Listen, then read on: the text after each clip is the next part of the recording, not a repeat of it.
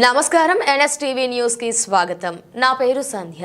ఇక వార్తల్లోని ముఖ్యాంశాలని చూద్దాం. జగిత్యాల జిల్లా మెట్పల్లిలో బీసీజేఏసీ ఆధ్వర్యంలో ఏర్పాటు చేసిన పత్రికా సమావేశంలో నియోజకవర్గ బీసీజేఏసీ చైర్మన్ న్యాయవాది పుప్పాల లింబాద్రి గారు మాట్లాడుతూ బీసీలకు 42% రిజర్వేషన్లు కల్పిస్తూ ప్రభుత్వం జారీ చేసిన జీవో నంబర్ 9ను తక్షణమే అమలు చేయాలని డిమాండ్ చేశారు.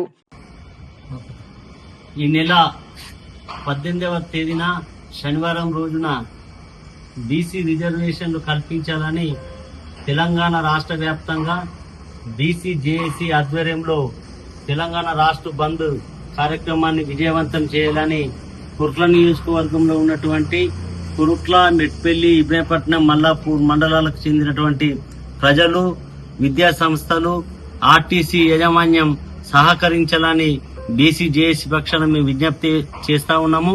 దయచేసి ప్రజలందరూ, బీసీ వర్గానికి చెందినటువంటి అన్ని కులాలకు చెందినటువంటి ప్రజలందరూ ఈ బంద్ కార్యక్రమంలో స్వచ్ఛందంగా పాల్గొని రాజకీయ పార్టీలకు అతీతంగా పాల్గొని తెలంగాణ రాష్ట్ర బంద్ను విజయవంతం చేయగలరని బీసీజేఏసీ పక్షాన విజ్ఞప్తి చేస్తా ఉన్నాం.